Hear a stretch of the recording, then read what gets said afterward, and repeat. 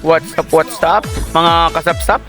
Andito na naman tayo sa ating pangatlong araw dito sa aming trabaho dito sa Dalawan Civic Center. At ito nga po, nagwa-warm up muna ako, sit-siwit, para sa aking reels. Saka syempre, para maging maalis to yung aking katawan sa pagtatrabaho. Namin, nandito po yung mga The Rescuer. Ayan, magdi-dismantle po ng mga stage po natin dito kasi dito ilalagay yung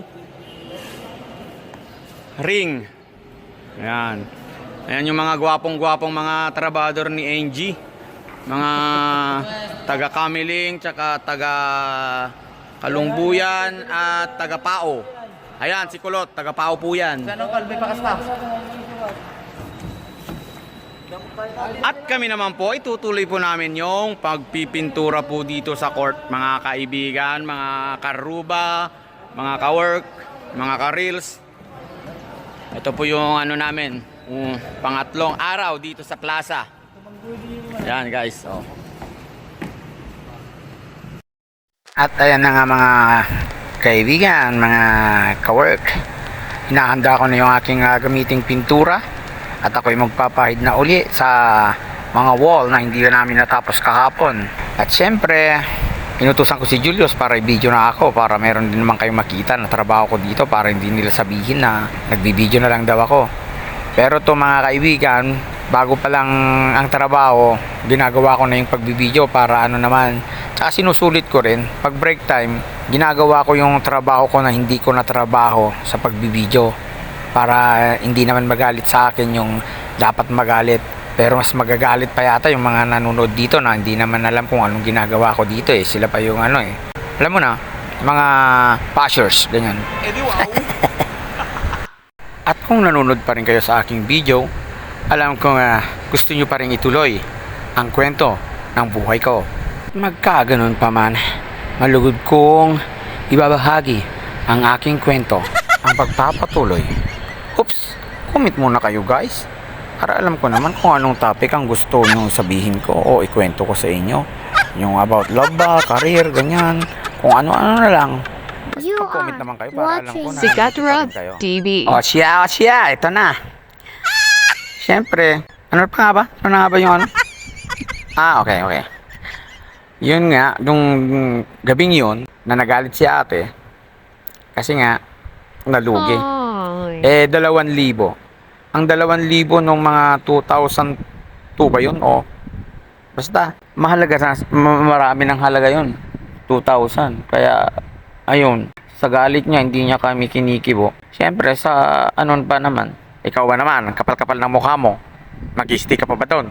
Kaya ayun, nagpaalam na po ako, ganyan, uwi na lang po ako kasi wala pa naman yung trabaho, gano'n. Pero dahilan ko na lang yun kasi nahiya na rin ako eh. At ewan ko kung malas ba ako dahil wala talaga akong napasukang trabaho noon.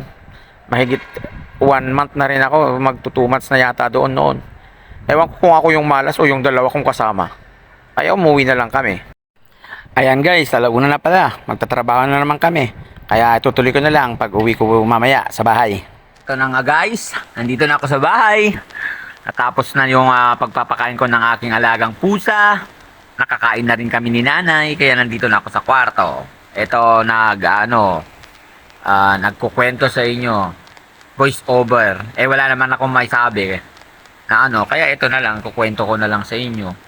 Ayun na nga, nung umuwi ako dito sa amin, wala, lagi kaming nag-aaway ni nanay kasi sabi niya ganito, ganyan, utos ng utos doon, ganyan. Kaya kapag isip-isip ko, bumalik uli sa Maynila.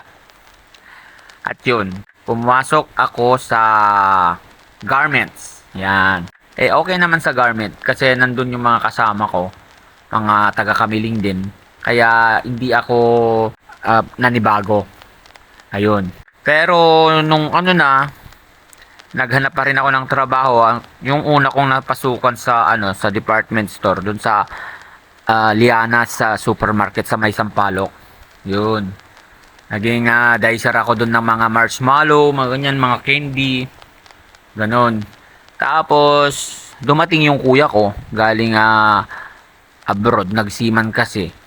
Syempre, wala kaming component nun. Eh, sabi niya may idala siyang component. Parang na-imagine kong sarap naman yung sumayaw, mag-sounds, mga ganyan. Eh, excited akong umuwi. Nagpaalam ako sa ah, supervisor namin. Ayaw akong payagan, guys. Kaya yon, umuwi na lang ako. Kasi minsan bigla na lang akong umiiyak dun sa may pwesto ko habang nag-aayos ako ng mga gamit, mga ibibenta, yung mga ganon. Nagre-replenish ng mga marshmallow, mga candy. Ewan ko ba, bigla na lang akong umiiyak. Ayun nga, tapos tinukso-tukso na nila ako. Mamas boy, ayan, umiiyak na, ginaganon ako. Yun pala yung sinasabi nila na homesick. Kaya, kapag isip-isip ko, umuwi na naman ako. At alam nyo guys, galing pa kay nanay yung pamasahe ko umuwi. Ano ba naman yan? Pero, ganun pa man, kapag isip-isip ko, pagkatapos noon, bumalik na naman ako. At yun na nga, fast forward tayo guys. Sa susunod, ikukwento ko paano ako nakapasok sa duty free. Kasi, yun ang request ng aking supervisor ng Beshi kong si... Shout out sa iyo, Kati Bakiran. Wow! Siya yung naging beshi ko sa duty free. Pero nung una yan, suplada yan. Kala ko hindi kami magkakasundo. Maganda nga. Tabatsing-tsing naman. Yun ang sabi ko sa kanya nun.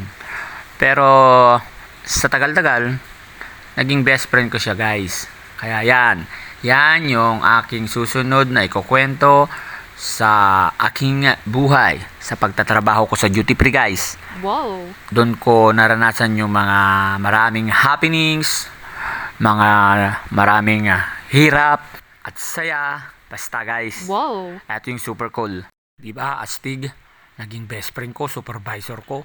Papyaw pa lang yan mga kaibigan. Kaya kung gusto nyo itong mga kwentong ganito, syempre yung lagi kong sinasabi, mag-like naman po kayo, mag-heart, mag-comment, and share. Para naman po maganahan po ako sa pagkukwento, ganyan. At magkaroon din po ako ng extra income. Yun din naman po yung target ko po dito. Kaya po ako nagiging buang na rin. Ayan na po kung ano-ano ang ginagawa ko, di po ba? Kaya salamat po sa panonood. At sana po, lagi nyo po akong suportahan. More blessings po sa ating lahat. Thanks for watching.